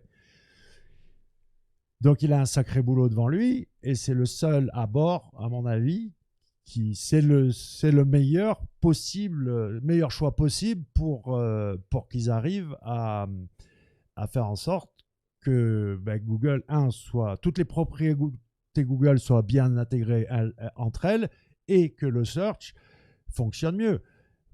Mais là, juste avant, j'étais parce qu'encore sur Webmaster World, ça se plaint, ok, le 18, là, encore eu plein de sites qui se sont fait éclater, etc. Il y a 2 jours. Oh les gars, il n'est pas cassé Google, ils sont en train de l'améliorer, d'accord, de faire en sorte que ça devienne quelque chose. C'est pas juste une histoire d'indexation d'URL, et puis en plus ils en ont du point de vue ingénieur, et en plus notre ami Prak Bakar, il en a absolument rien à foutre de ta gueule et de ton site et de tes URL, d'accord. Du côté ingénieur en moteur de recherche, c'est pas du tout la même chose que du côté SEO. Alors, je vais essayer de reparler. On va y arriver. Hein. Mais sinon, on peut mettre en pause. Hein. On n'est pas en live. Non, mais écoute, on mettra en pause si vraiment je n'y arrive plus du tout. Mais oui, je pense qu'on va mettre en pause en fait. Allez, on revient les amis. On revient, ouais. Ok, pas mort. Et non, donc je suis pas mort du tout. Tout va bien. Un petit café, voilà, une petite promenade et tout va bien. À ta santé. Alors, je vais arrêter j'ai pris la décision maintenant. Il y a enfin des machines à grains qui sont autre chose qui deviennent facilement utilisables, alors que j'étais passé du grain en espresso. Moi, je repasse au grain là. Toi, t'es à quel genre de café? Je suis à grain depuis des années, moi. Non, un truc. Oui, mais j'avais cédé à la facilité. Voilà. Mais là, les nouvelles machines, quand même, ouais. Ah oui, moi j'ai on va faire de la promo pour les machines à café, mais j'ai une DeLonghi dont je ne sais plus le modèle qui est vraiment super bien. Ah ben il y a soit la Krupp, soit la DeLonghi là. C'est les mêmes que que j'ai en tête. Je sais pas laquelle je vais prendre, mais je crois que c'est d'ailleurs à peu près. D'ailleurs, ça doit être les mêmes. Ça doit être les mêmes avec une carrosserie différente. Sans doute, oui. Voilà. Alors pour revenir à ce que tu disais sur est-ce que Google est cassé, créer un moteur de recherche, c'est difficile, non pas, on l'a dit, à cause des algos au début, mais par toute la complexité, une fois qu'on a les algos, pour mettre en place. Mais quand on change les algos, en fait, il faut réévaluer toute cette complexité et recréer la chaîne de traitement, etc. C'est un peu, pour faire une image qui est un petit peu foireuse, mais il faut imaginer, Google, c'est une suite de traitements. Il faut imaginer un cours d'eau, par exemple, et on a tout calibré pour que quand on allume l'eau à un endroit, à la fin, il y a un truc qui sort, et il n'y a jamais une fuite, jamais un truc qui déborde et tout. Puis à un moment donné, on change la moitié des tuyaux, et on prie pour que ça se comporte de la même manière, qu'il n'y ait pas une fuite qui apparaisse, etc. Et c'est exactement pareil Google. Et ces dernières années, il y a eu de grosses régressions qualitatives. Surtout sur tout ce qui est nuances. C'est ça le problème. C'est ça le problème. Oui. C'est dès qu'il y a les nuances. Exactement. Et ces régressions qualitatives, elles viennent du fait que dans un truc qui marchait très très bien, ils ont changé un certain nombre de pièces. C'est un peu comme une voiture aussi. Quand tu changes une pièce, des fois, les trucs autour, ils se cassent la gueule en fait. Et là, c'est vraiment ça.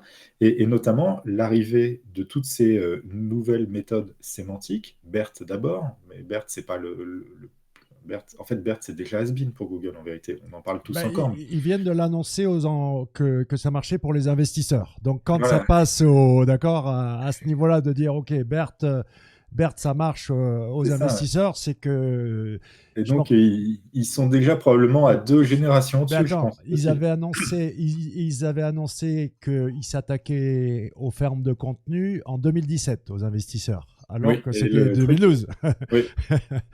Donc, bon, bref, moi, je lis tous les quarterly de... Voilà, et tout est comme ça. Et donc, aujourd'hui, ils resserrent les boulons dans tous les sens. Voilà, et ça va. Et en fait, le seul truc qu'on peut dire, au lieu de dire que Google est cassé, mon site s'indexe pas, machin, etc., surtout en tant que SEO, il faut en profiter. On est dans une période où Google déconne un peu plein tube, et donc c'est le moment où on peut en profiter, parce qu'une fois qu'ils ont resserré tous les boulons, en fait, il y a beaucoup de choses qu'on fait actuellement qui ne marcheront plus. Et ceux qui étaient là dans les années 2000, 2006, puis 2008, puis 2010, puis tout ça, on s'en est tapé des trucs où à un moment donné, Google a resserré les boulons, et puis tout ce qu'on faisait, ça s'est cassé la gueule. Et donc là, il faut en profiter.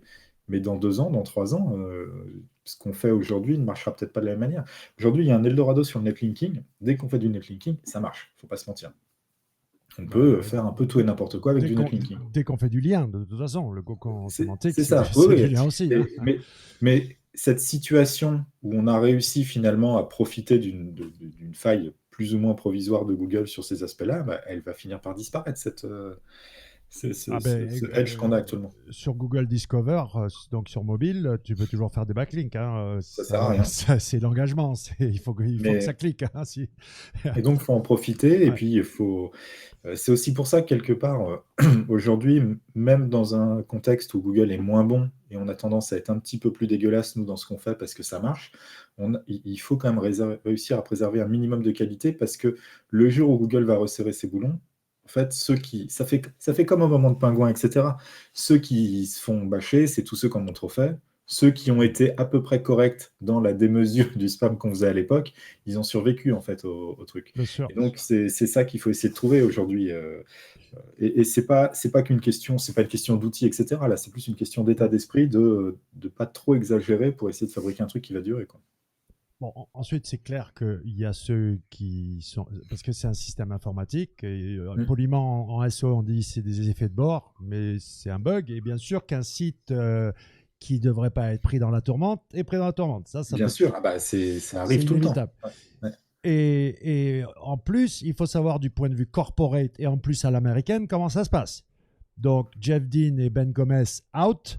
Prabhakar Raghavan arrive. C'est genre... Toi, là, tu as 15 minutes, d'accord? Il y a le garde de sécurité qui est là, tu fais tes affaires et tu as 15 minutes pour débarrasser. Puis il y a un autre type qui est mis là.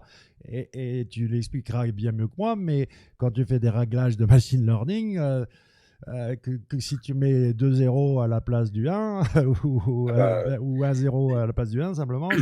C'est hyper sensible comme truc. Donc, imaginez-vous à l'échelle de Google, un bousin des années 90 qui a été construit couche par couche. Et là, il y a un mec qui arrive qui est vraiment le nettoyeur, d'accord, et qui ne fait pas dans la dentelle. Ouais, va y avoir un peu de perturbations.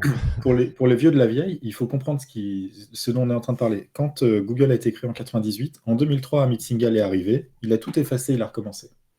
Quand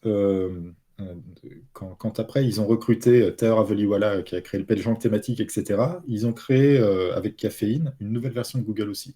Qu'ils ont effacé une grosse partie, ils ont recommencé. En fait, là, c'est exactement la même chose qu'on vit.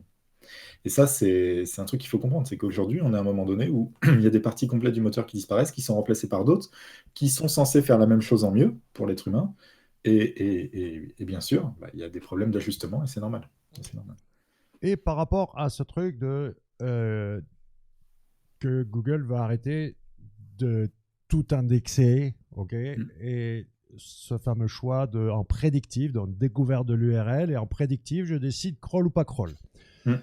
Ça peut paraître de l'art sorcellerie pour certains. Moi, l'image que j'utilise, c'est à une annonce immobilière et tu décides d'acheter la maison juste avec les éléments que tu vas voir sur l'annonce. Ouais, l'attractivité. C'est le terme consacré algorithmiquement. D'accord, attractivité.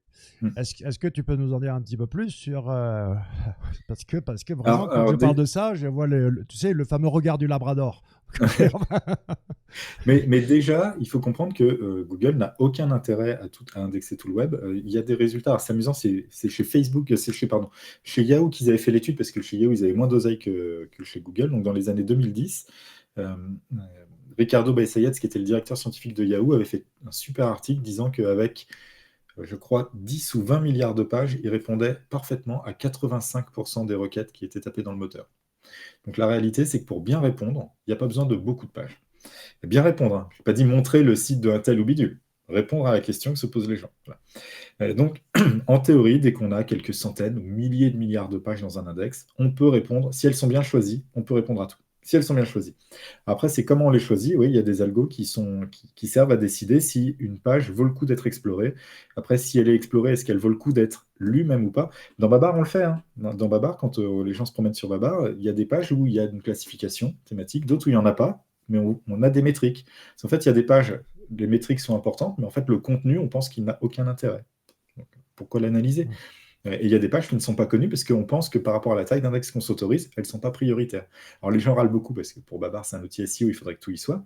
Mais pour un moteur, en fait, c'est pareil. Et comment on décide d'aller voir des pages ou pas? Alors là, il y a une multitude de critères qui sont utilisés. Déjà, il y a à quelle fréquence on doit aller voir un site, en fait. Parce que ce qui fait qu'une page est indexée ou pas, c'est des fois simplement qu'elle appartient à un site qui est considéré comme de la merde ou qui est au contraire très bien considéré. Un site qui est considéré comme de très grande qualité, toutes les pages sont toujours indexées, même si elles ne sont pas de qualité. Par contre, un Oui, site... oui et non. Oui et non, Oui, enfin, parce que si elles sont pas maillées, oui, alors, bien sûr, non, non, alors, ouais. si c'est explorable par le Ouais, bot. Voilà. Moi, je parle du truc où le bot sait que la ouais. page existe, il pourra aller la voir et il décide de ne pas en tenir Parce compte. que ce qui est très marrant, je t'écoutais et inconsciemment, parce que c'est naturel, tu parlais de page, d'URL, de page, page, Mm, page. mm. Et c'est ça que les gens ne comprennent pas, c'est que ça se passe au niveau de la page, de De la l'URL. page, bien sûr, oui. Ok, la notion de, c'est pour ça que de domain authority, tralala, c'est l'analyse de la page d'accueil. Ok. C'est ça. En fait, alors, nous, sur Babar, c'est un problème qu'on a tout le temps, parce qu'on on fait le niveau host, donc le niveau sous-domaine. Les gens disent, mais qu'est-ce que ça veut dire une métrique sous-domaine? Une métrique sous-domaine, c'est une métrique qui agrège la valeur des pages qui sont dessus. Ni plus ni moins. Mais il n'y a pas de valeur d'un domaine ou d'un sous-domaine. Il y a une valeur des pages qui le constituent. Et grosso modo, tous ces prédicteurs qui disent est-ce que ça vaut le coup d'aller voir une page ou pas, ce qu'ils font, c'est une estimation de la valeur que vont avoir ces pages pour savoir si elles valent le coup. Est-ce qu'elles ont une grande proba d'avoir un contenu qui est intéressant? Est-ce qu'elles ont une grande proba d'avoir un contenu en termes de liens? Parce que les liens, ça fait partie du contenu, qui va me donner des indices de popularité ou de confiance forts pour leur entourage et tout. Si ces prédicteurs, qui sont du machine learning aussi, hein, sont tous sceptiques sur la page, eh bien, ça indexera pas. Et aujourd'hui, on va pas se mentir, quand on voit les SEO qui parlent, moi le premier, hein, les SEO qui parlent de on a des sites qui s'indexent mal ou des pages qui s'indexent mal, souvent quand même, on s'aperçoit qu'on parle plus de sites de faible qualité, des MFA, etc., que des grands sites qui sont mainstream. Et quand c'est des sites qu'on considère comme légitimes, c'est souvent des e-commerce qui ont des contenus assez pauvres. Donc en vérité, le moteur, il se rend compte que ces contenus ont peu de chances d'être intéressants. C'est pas pour me la jouer, mais oui. Mais alors, au niveau des élèves de l'atelier concours sémantique, c'est pas la même chose. Mais au niveau de mes clients, il n'y en a pas un seul qui m'a appelé en disant j'ai un problème d'indexation. Pas un seul. Mais si le travail est bien fait, si les pages sont bien remplies. Par exemple, aujourd'hui, il y a beaucoup de gens qui, et moi j'ai rien à dire là-dessus, je suis le premier à en faire aussi s'il faut, mais quand on fait du MFA avec des pages qui sont générées ou avec du contenu offshore, etc., au bout de combien de temps le moteur se rend compte que quelqu'un essaye de se positionner en France avec un contenu qui est rédigé visiblement à l'étranger et qui n'est pas qualitatif et qui a aucun intérêt, aucune valeur ajoutée? En fait, imaginons, prenons un site. Ce site, il a déjà 1000 pages. Ces pages, elles ont toutes été travaillées par Google, analysées en détail. Et au final, Google décide de n'en positionner que, je ne sais pas, 4 ou 5 et dans le top 100, pas ailleurs. Donc en fait, c'est un site qui n'a zéro performance. Quand quelqu'un rajoute une page sur ce site, pourquoi Google dirait d'un seul coup, je vais mettre tout mon pouvoir et tous mes dollars pour analyser cette page alors que le mec, il me l'a fait à l'envers 1000 fois déjà? Ouais. Il faut se poser cette question. Pourquoi? Et ce qui compte, c'est pas tant est-ce que le contenu des autres pages sont bons ou pas bons, c'est est-ce que Google a déjà bien positionné mes pages. Par contre, moi, là où je serais inquiet, c'est si j'avais un site de 1000 pages, toutes les pages génèrent, je ne sais pas, 50 positions top 10, et d'un seul coup, j'ai des pages qui ne sont pas indexées. Là, c'est pas normal. Il y a même en prédictif, c'est toi qui avais sorti la data sur le point bise. Oui, ouais, Donc, bon, ça ne veut pas dire que tu ne peux pas indexer et tu ne peux pas faire ranker un point bise, mais c'est clair que. Et moi, là, j'ai fait mes petits tests.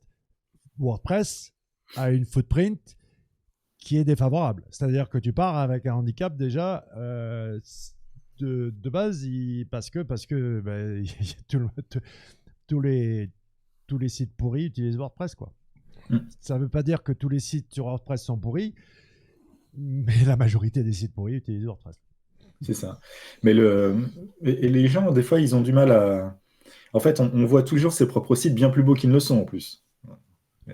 Mais Alors, pas quand on moi. fait. Moi, je dis, dans ma carrière, sur les milliers de sites que j'ai créés, je compte les sites dont je suis fier sur la moitié d'une main, d'accord? C'est ça, mais c'est vrai que bah là, en ce moment où on fait tous beaucoup de sites, notamment pour le linking, il ne faut pas se mentir, ces sites, quand on a un site de 100 pages, on ne fait pas beaucoup de positionnement dessus. Ceux qui en font le plus, c'est ceux qui travaillent pour certaines plateformes où il y a une nécessité d'avoir du positionnement, mais on voit bien que c'est pas fou en termes de qualité, et le moteur, il n'est pas dupe. Voilà, il est pas dupe. C'est plutôt du laisser-faire, c'est-à-dire que on en a déjà parlé, mais la différence entre le AdSense, d'accord, soumets ton site autogénéré à AdSense pour voir ce qui va se passer. Et là, tu auras la sentence. Parce que Google Search est très perméable, malgré la dernière data officielle qu'on a, remonte à quand même 2-3 ans, mais c'était 25 milliards de pages web spammies et 90 milliards de backlinks spammies par jour que Google détectait. Ça, c'est juste ce qu'il détecte et ce qu'il expulse. Et dans un index maintenu à l'époque de 180 000 milliards de pages, quand même, ce qui est énorme. Et encore une fois, ça va très vite. Donc, c'était il y a 2-3 ans. C'est ça aussi, ce gigantisme du web.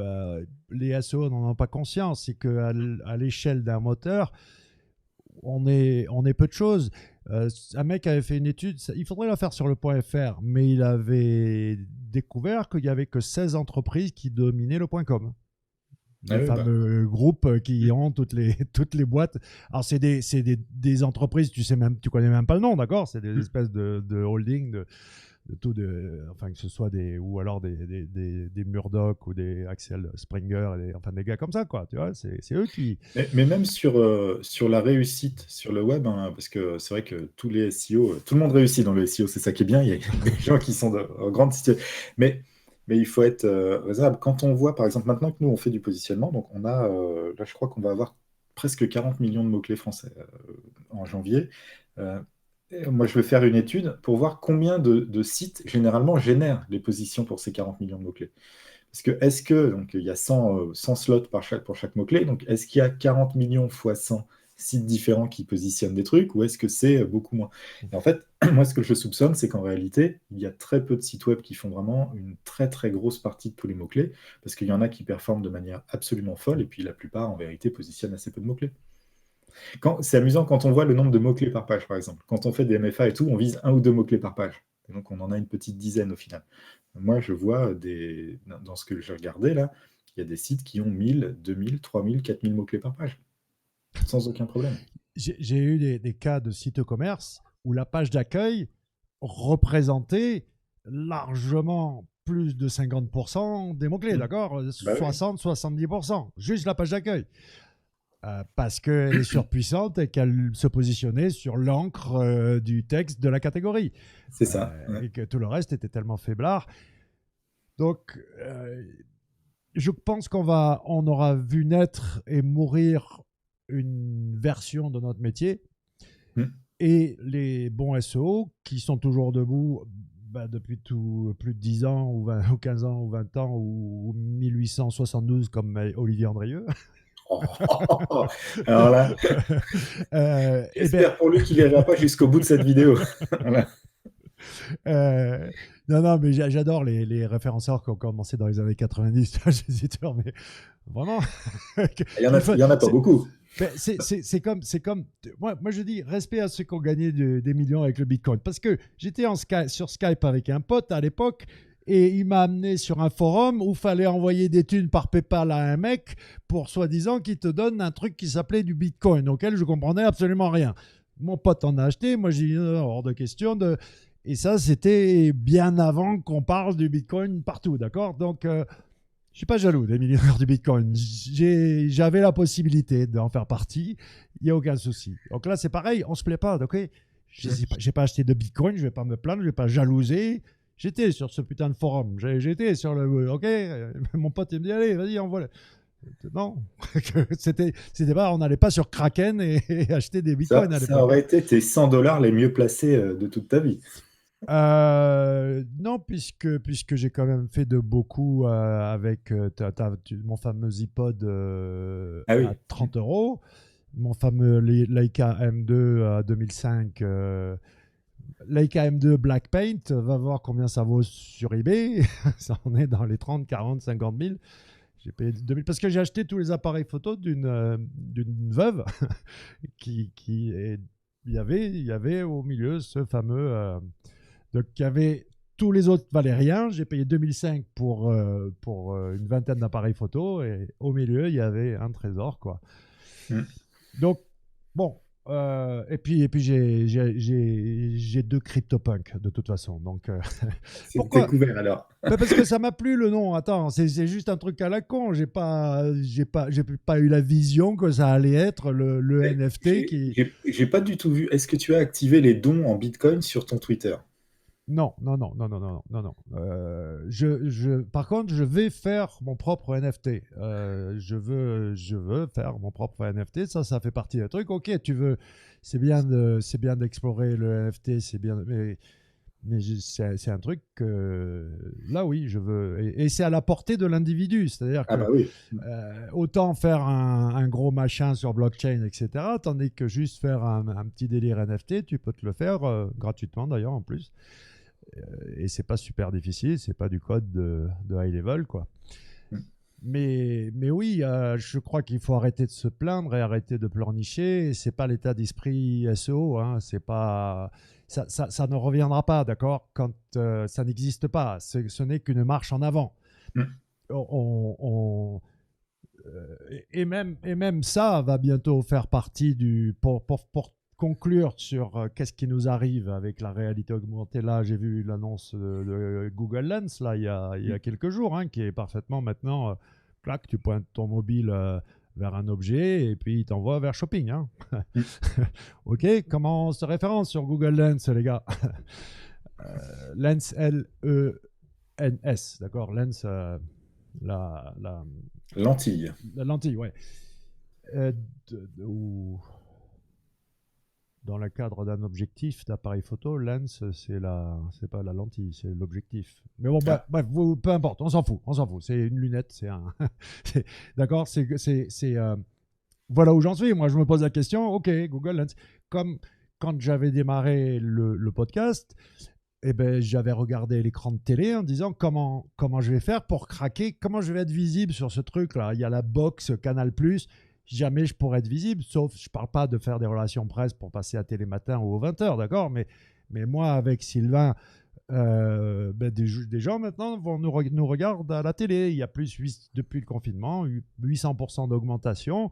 Pourquoi? Parce que l'Apple TV, parce que Chromecast a permis de bypasser cette fameuse boîte qui nous était interdite. Hein. On pouvait pas la hacker, alors que maintenant, oui, les gens nous regardent à la télé et surtout des trucs de 2h30. Il y a un public pour ça. Non, on a fait 2h30, mais il y a. Enfin, tu vois, les normes de dire, ouais, il faut qu'un podcast, ça dure 15 minutes, blabla, le temps du trajet. Ouais, non, tu peux. Il y a un public aussi pour. C'est Christine Schlesinger, qui est quand même une des plus anciennes de la communauté SEO US, hein, qui a écrit plus de 200 articles de fond pour toutes les plus grandes publications SEO, qui me dit. C'est un truc de dingue. Jamais j'aurais pensé qu'en plus, sur ma nouvelle chaîne anglaise SEO Conspiracy, qui avait quelques mois, il faut que je m'y remette d'ailleurs sur ce truc-là. J'étais bien parti et puis l'été est arrivé, le VTT, et bon, bref. Mais je m'y remets et elle me l'a dit, hein, texto, elle m'a dit, mais c'est un truc de fou. J'ai jamais eu autant de contacts que. Jamais j'aurais cru que les gens soient intéressés par 2 référenceurs qui blablatent en freestyle pendant des heures. Pendant des heures. Il y en a qui font très bien des trucs de 15 minutes, d'accord? Je ne vais pas aller sur leur plate-bande. Je les laisse. J'ai mon truc à moi et puis je crois que c'est ça en fait. C'est aussi de dire qu'à la fin de la journée, il faut arrêter de blablater et que peu importe comment on s'y prend, il y a trop de gens qui prennent des excuses au lieu de bosser, d'accord, il faut y aller pour obtenir des résultats et savoir se remettre en question. Tout ce que je sais, que je sais rien, que je suis prêt à pivoter à 180 degrés du jour au lendemain et on s'adapte. De toute façon, il faut parce que Google n'est pas là pour nous préserver. Hein. Non seulement ça, et puis le search avec un S majuscule va bien au-delà aujourd'hui de la vision qu'on avait il y a quelques années, quoi. Il y a même, moi, enfin, dans Rank4Win, on fait des vidéos automatiquement à partir du texte. Et il n'y a même pas besoin de mettre d'image. C'est-à-dire, on va te chercher l'image en rapport avec ton sujet dans des banques d'images libres de droit, etc. Donc, le multimédia, moi, c'est mon kiff, c'est le content marketing, c'est le fait, j'en suis quand même à la création de ma 5e marque dans le milieu du référencement. Et toi comme moi savons bien que c'est qu'une question de, il faut passer devant les gens, enfin, il faut faire la promo. Donc, voilà, il faut passer et repasser. Il faut passer et repasser jusqu'à ce que ça s'imprime. À l'ancienne, ils achetaient des pubs à la télé, des panneaux Giraudy, des trucs dans la presse et compagnie. On n'a pas inventé la poudre, c'est le même système, d'accord? Ah oui, bah. Et sauf qu'aujourd'hui, on peut avoir un ciblage quand même qui est un peu plus intéressant que la télé et les pubs dans la presse, on est d'accord? C'est ça. Mais on n'a rien changé. Et après, le grand changement pour moi, enfin le vrai conseil, ouais, je l'ai dit vite fait, mais ce truc d'arriver à, si tu veux faire la différence en SEO aujourd'hui, ouais, c'est devenir, si tu veux pas devenir une marque, alors au moins essaye d'explorer cette notion de devenir une entité. Sans même, mon truc, c'est de dire, si tu es une marque, tu dois apparaître dans Google Trends, ok? Là, je te parle même pas de ça. Je te parle d'au moins que des gens commencent à te chercher.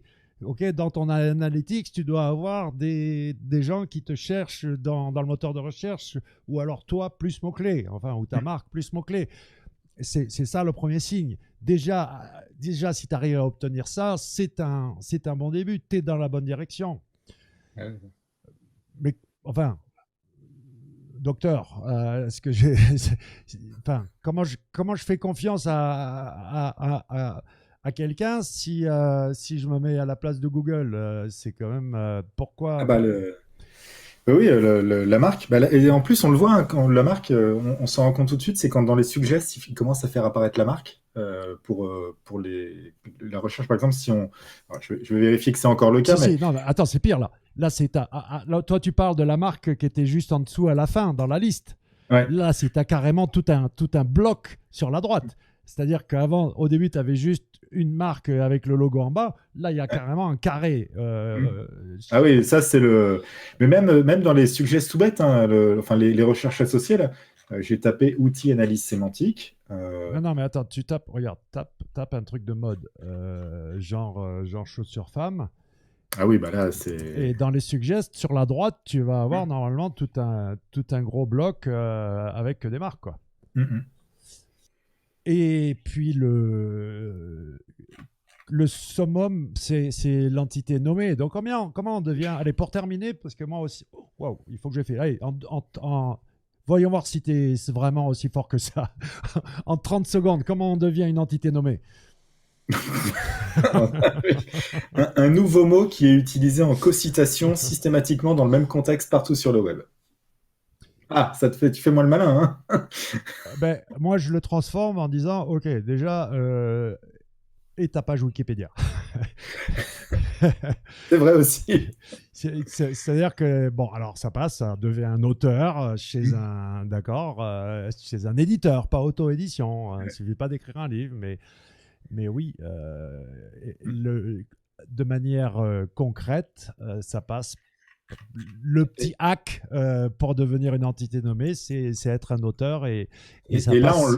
on le voit, Google, mais effectivement, la box, si on tape mon nom, il y a marqué que je suis informaticien, il y a marqué où j'ai enseigné et le livre que j'ai écrit. Voilà. Et moi, j'ai eu la chance d'être auteur. Alors, j'ai participé à plein de bouquins, mais sur le livre de Brio, il s'est planté. Amazon s'est planté, donc c'est moi l'auteur du bouquin. Et je suis donc je suis auteur sans avoir été auteur. Mais bon. Sans avoir écrit le bouquin, encore mieux. Mais je suis un hacker avant tout. Donc, c'est ça. Mais par contre, en branding en anglais, là, je sais que je suis obligé de l'écrire, le putain de bouquin. En français, j'ai pu m'en passer. Pour construire ma marque en anglais, je ne peux pas faire autrement que passer par cette étape du livre, mais c'est une carte de visite sous stéroïdes. Et oui, pour moi, ça passe par Wikipédia, la première étape, si tu veux faire partie de l'élite. Alors oui, pourquoi l'élite? Pourquoi les entités nommées? Parce que c'est elles qui ont ce fameux code barre, c'est-à-dire cet identifiant unique qui dit que tu fais partie de l'élite des entités, parce que toute chose est une entité, mais les entités nommées sont les Ronaldo et les Messi Carrément. de la bah ouais. Tu vises bas. Alors après, est-ce que l'auteur Sylvain Perronnet est au sein des entités nommées, c'est-à-dire est-ce que Victor Hugo est mieux pondéré que Sylvain Perronnet? Je pense, oui. Je pense. Puis attention, ma femme est spécialiste de Victor Hugo. Alors si elle écoute cette vidéo, ce qui n'arrivera pas, si je dis l'inverse, je vais me faire engueuler. Mais c'est que ça, hein, d'accord. Il y a des petites marques, des grandes marques, il y a des petits. C'est exactement ça. Ouais. Et le monde est injuste. Darwin avait raison. Donc, on va terminer sur une note joyeuse de adapte-toi ou crève. Voilà. C'est ça. Et des bonnes fêtes aussi, alors. Des bonnes fêtes, mais pas mourir du virus, d'accord. Il faut que tu t'adaptes. C'est pas si compliqué que ça. C'est pas de la recherche nucléaire, c'est du référencement. Si je suis arrivé à les comprendre, les algos, c'est que, honnêtement, je te jure que n'importe qui peut y arriver. C'est pas si compliqué, quoi. Bravo pour ce mot de la fin. Non, mais ensuite, c'est clair qu'on est dans une période là. Il y a un gros changement technologique. Ça fluctue, il y a donc des opportunités et c'est aussi passionnant à regarder d'un point de vue techno. Ouais. Rappelle-toi d'où on vient, quoi. On vient du téléphone où il fallait faire tout le tour du cadran, là. Alors ça, il y a plus que nous qui nous en... Enfin, je pense que la moitié des gens qui nous écoutent ne savent pas du tout de quoi tu es en train de parler, mais oui. Mais une petite anecdote, moi, mon fils, je me rappelle, il avait 6-7 ans et puis on était chez un brocanteur, on l'a perdu et le gamin était bloqué devant ce téléphone-là et il essayait de comprendre la logique de dire qui est le fou. Parce que lui, il connaissait que l'iPhone, tu tapes, d'accord, mais... Hein. What? Il a quel âge ton fils? Il a une vingtaine d'années, là, non, c'est ça? Ah oui. Maintenant, c'est un grand, c'est un homme. Donc ça fait quelques années déjà, quand même. En plus. Oui, en plus, c'était il y a un moment. Mais là, bientôt, ça sera chez le brocanteur aussi, le fameux smartphone.